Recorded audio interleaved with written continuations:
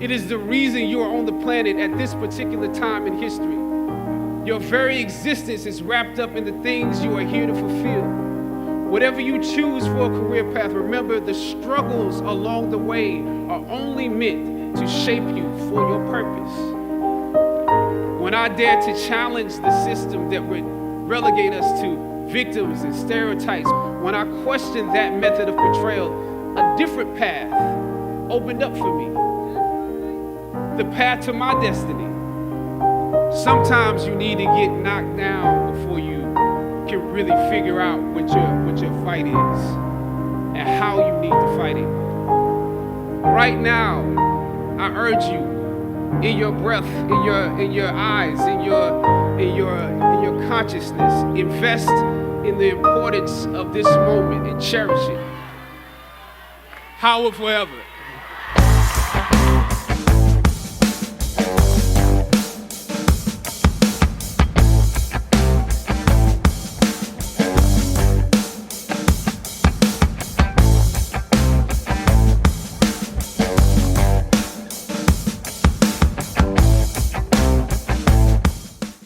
I'm pleased to introduce the commencement author, Dr. Chadwick Boseman.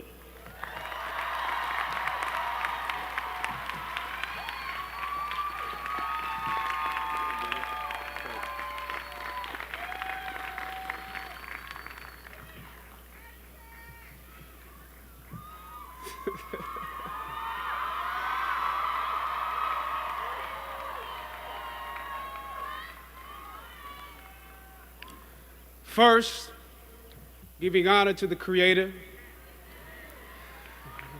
and my ancestors on whose shoulders I stand. Happy Mother's Day to my mom. She is not here in attendance, but by tomorrow, she will have seen this. It is a great privilege, graduates, to address you on your day, a day marking one of the most important accomplishments of your life to date. This is a magical place, a place where the dynamics of positive and negative seem to exist in extremes. I remember walking across this yard on what seemed to be a random day, my head down, lost in my own world of issues, like many of you do daily. I'm almost at the center of the yard. I raised my head and Muhammad Ali was walking towards me. Time seemed to slow down as his eyes locked on mine and opened wide. He's raised his fist into a quintessential guard. I was game to play along with him, to act as if I was a worthy opponent. What an honor to be challenged by the GOAT, the greatest of all time, for a brief moment. His face was as serious as if I were Frazier in the Thriller in Manila. His movements or flashes of a past greater than I can imagine. His security let the joke play along for a second before they ushered him away. And I walked away floating like a butterfly. I walked away amused at him, amused at myself, amused at life for this moment that almost no one would ever believe. I walked away light, ready to take on the world. That is the magic of this place. Almost anything can happen here. Ain't you?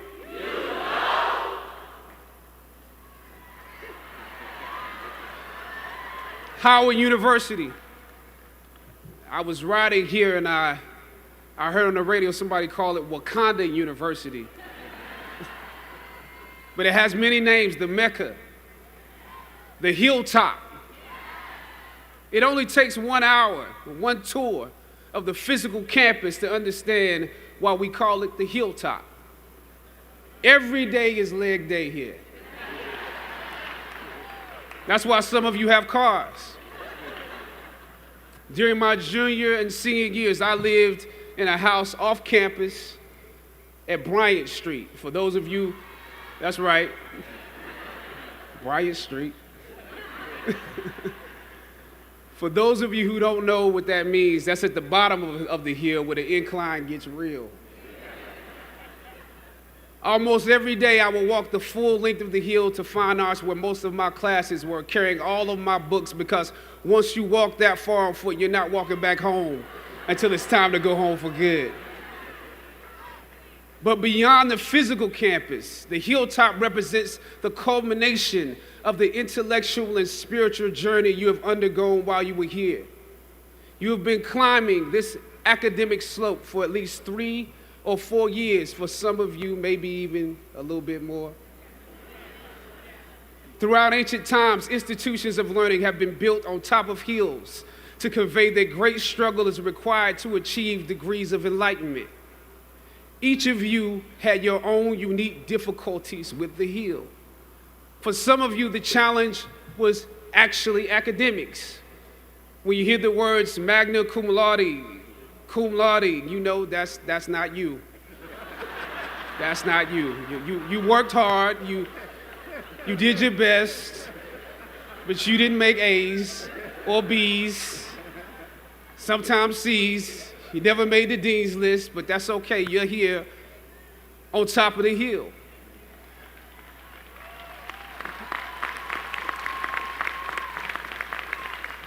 And I want to say something to that.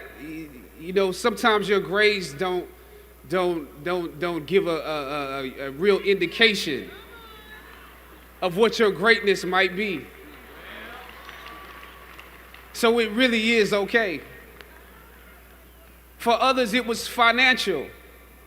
You and your family struggled to make ends meet every semester of your matriculation. You had to stand in one line to get to another line, to get to another line for somebody that might help you.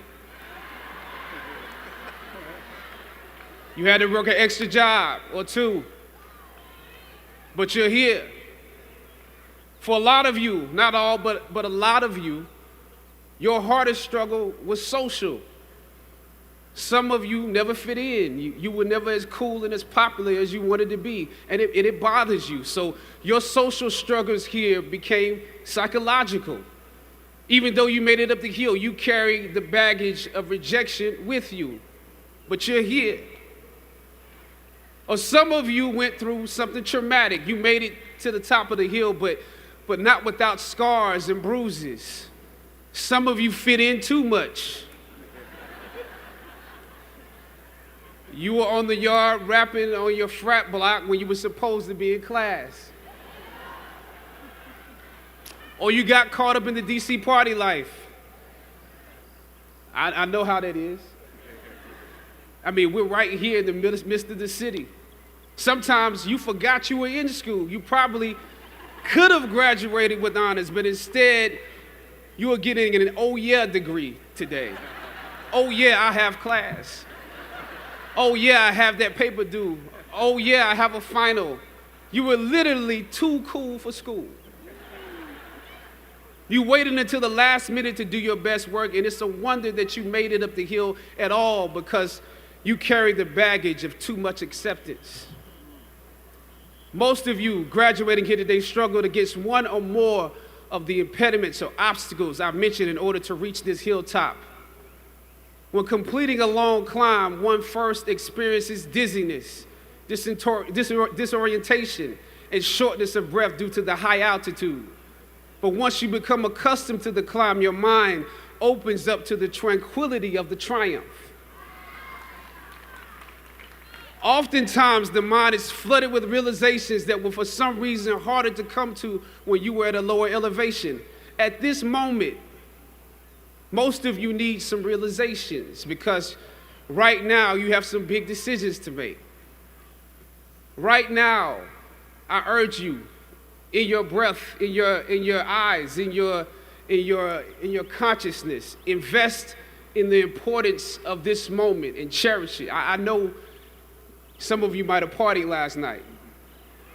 You should celebrate, but this moment is also part of that celebration. So savor the taste of your triumphs today. Don't just swallow the moment whole without digesting what has actually happened here. Look down over what you conquered and appreciate what God has brought you through.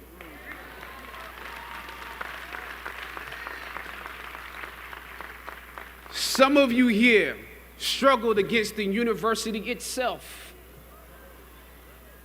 This year, students protested and took over the A building, formulated a list of demands, and negotiated with our president and administration to determine the direction of our institution. It's impressive.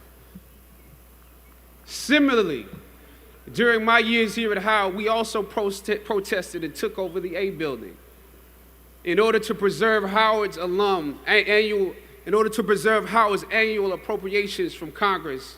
President H. Patrick Swagger decided to reduce the number of colleges at the university. By his plan, engineering would need to merge with architecture, nursing would merge with allied health, and fine arts, my school, would be absorbed by arts and sciences. That's how we saw it, absorbed. For many of us in fine arts, this signaled to us that our curriculums or the curriculums of students following us might become watered down concentrations. This undermined the very legacy we were proud to be a part of and aim to continue.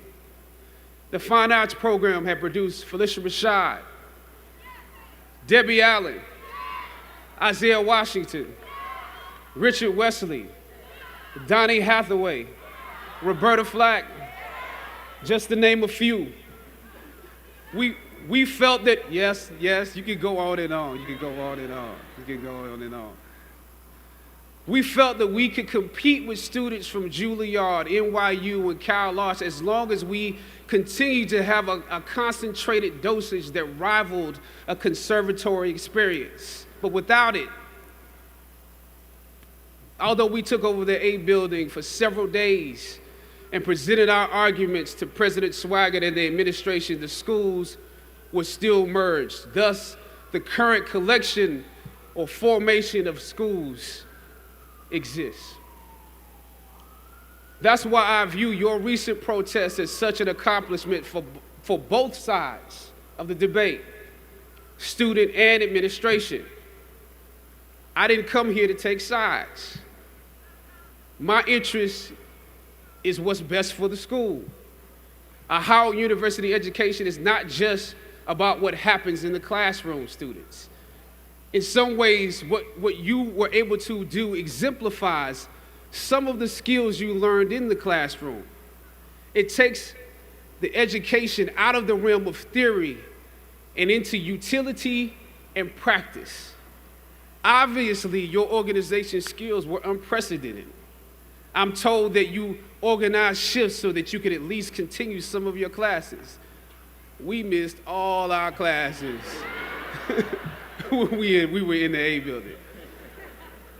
And I'm told that through donations, there was always an ample helping of food. I probably ate a slice of pizza during the entirety of our 3-day protest. So your organization and planning was impeccable. You received the majority of your demands, making a significant impact on those who came after you. As is often the case, those that follow most often enjoy the results of the progress you gain. You love the university enough to struggle with it. Now I have to ask you that you have to continue to do that. Even now that you received your demands, even if you're walking today, you have to continue to do that. Everything that you fought for was not for yourself. It was for those that come after. You could have been disgruntled and transferred, but you fought to be participants in making this institution the best that it can be. But I must also applaud President Wayne Frederick and the administration for listening to the students.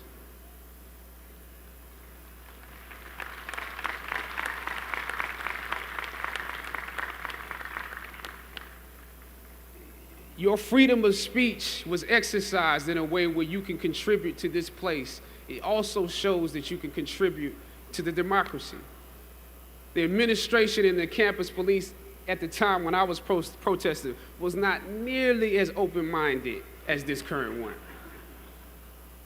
I know this was a difficult time, but because of both of you, I believe Howard is a few steps closer to the actualization of its potential, the potential that many of us have dreamed for it. Students, your protests are also promising because many of you will leave Howard and enter systems and institutions that have a history of discrimination and marginalization. The fact that you have struggled with this university that you love is a sign that you can use your education to improve the world that you are entering. I was on a roll when I entered the system of entertainment, theater, television, and film. In my first New York audition for a professional play, I landed the lead role. From that play, I got my first agent.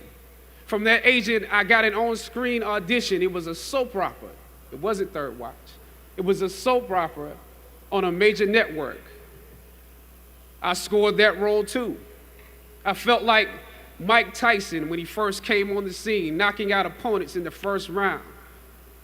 With this soap opera gig, I was already promised to make six figures, more money than I had ever seen. I was feeling myself. But once I got the first script, and with soap operas, you very often get the script the night before and you shoot the whole episode in one day with little to no time to prepare. Once I saw the role I was playing, I found myself conflicted. The role wasn't necessarily stereotypical. A young man in his formative years with a violent streak pulled into the allure of gang involvement. That's somebody's real story. Never judge the characters you play. That's what we were always taught. That's the first rule of acting. And any role played honestly can be empowering. But I was conflicted because this role seemed to be wrapped up in assumptions about us as black folk. The writing failed to search for specificity. Plus, there was barely a glimpse of positivity or talent in the character, barely a glimpse of hope. I would have to make something out of nothing. I was conflicted. Howard had instilled in me a certain amount of pride, and for my taste, this role didn't live up to those standards.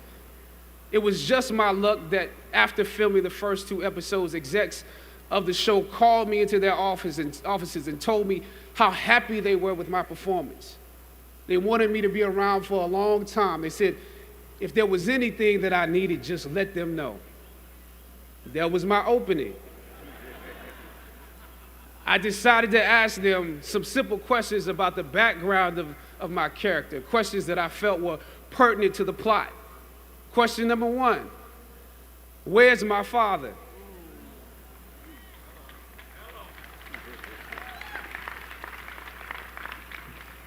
The exec answered, well, he left when you were younger. Of course. Okay. Question number 2. In this script, it alluded to my mother not being equipped to operate as a good parent. So why exactly would my little brother and I have to go into foster care? Matter of factly, he answered, well, of course, she's on heroin. That could be real, I guess. But I didn't want to assume that's what it was. If we're around here assuming that the black characters in the show are criminals on drugs and deadbeat parents, then that would probably be stereotypical, wouldn't it? That word stereotypical lingered. One of the execs pulled out my resume and began studying it. The other exec wore a smile, trying to live up to what they had promised me only a few moments before. If there's anything you need, just let us know. She said, as you have seen, things move really fast around here. But we are more than happy to connect you with the writers if you have suggestions. Yeah, I said, that would be great. I said, because I'm just trying to do my homework on this. I didn't know if you guys had decided on all the facts, but maybe there's some things we could come up with, some talent or gift that we could build. Maybe he's really good at math or something. He has to be active. I'm doing my best not to play this character like a victim. So you went to Howard University, huh? The exec holding my resume interrupted, peeking over the pages. Yes, I said proudly. He slid my resume back in his desk and said, thank you for your concerns. We'll be watching you. I left the office. I shot the episode I had come in to shoot on that day. Probably the best one I did out of the three because I got what was bothering me off my chest. I was let go from that job on the next day. A phone call from my agent. They decided to go another way. The questions that I asked set the producers on guard and perhaps paved the way for a less stereotypical portrayal for the black actor that stepped into the role after me. As the scripture says, I planted the seed and Apollos watered it. But God kept growing. God kept it growing. Yet and still, when you invest in a seed, watching it grow without you, that is a bitter pill to swallow. A bitter pill. Anybody that's ever been fired knows what I'm talking about. Even if you really don't want the job, when they let you go, it's like any breakup. You act like you don't care. I didn't need that damn job anyway. I didn't need them. But when you have those moments alone, you start to wonder if there was a better way to handle it. And if you could have handled it better, maybe you could help your family. And then before you know it, you're broke. And you find yourself scraping together change just so you can ride the subway so that you can get the next job. And maybe if you could book something else, that would eclipse the feeling of doubt that's building. But it seems like you can't pay them to hire you now. My agents at the time told me it might be a while before I got a job acting on screen again. Well, that was fine because I never wanted to act in the first place. And I definitely didn't want to be caught dead going after a fake Hollywood pipe dream. I'm more of a writer-director anyway, so forget their stories. I can tell my own stories. But am I actually blackballed? We're hesitant about sending you out to some people right now because there is a stigma that you're difficult. As conflicted as I was before I lost the job, as adamant as I was about the need to speak truth to power, I found myself even more conflicted afterwards. I stand here today knowing that my Howard University education prepared me to play Jackie Robinson, James Brown, Thurgood Marshall, and T'Challa. But what do you do when the principles and standards that were instilled in you here at Howard close the doors in front of you? Sometimes you need to get knocked down before you can really figure out what your fight is and how you need to fight it. At some point, my mind reverted back to my experiences here, to the professors that challenged me and struggled against me. Professor Roberts Williams, Doc Singleton, George Epstein, to name a few, the ones that would fail you out of the goodness of their hearts.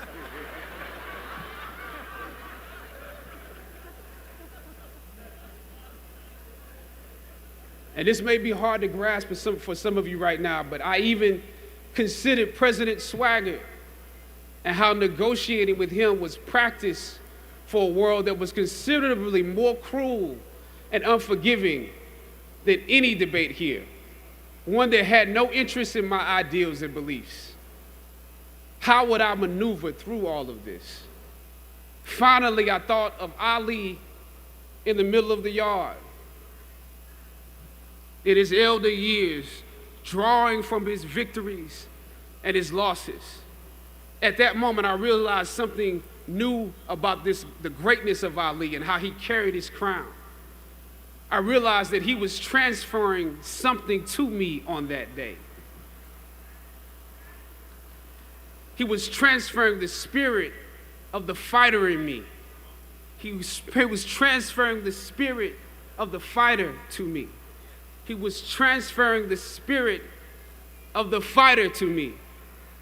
Sometimes you need to feel the pain and sting of defeat to activate the real passion and purpose that God predestined inside of you.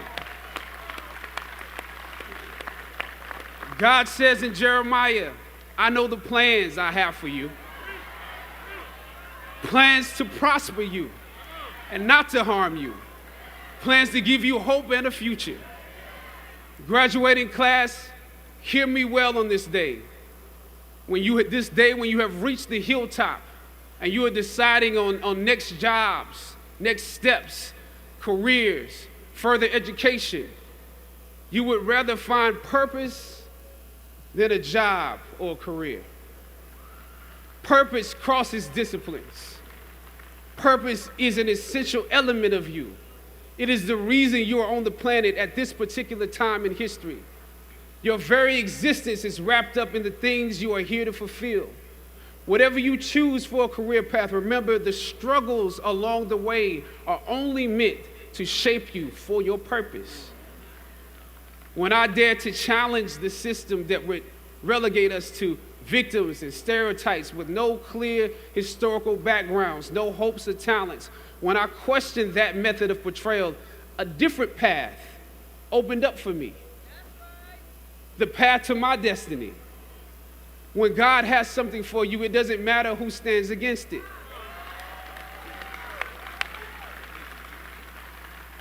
God will move someone that's holding you back away from a door and put someone there who will open it for you. If it's meant for you,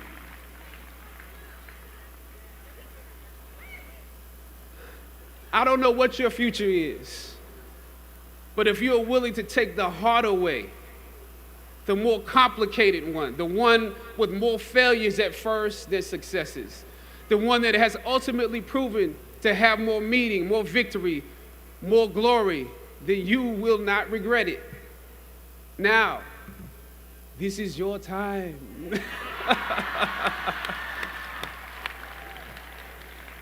The light of new realization shines on you today. Howard's legacy is not wrapped up in the money that you will make, but the challenges that you choose to confront. As you commence to your past, press on with pride and press on with purpose. God bless you. I love you, Howard. Howard forever.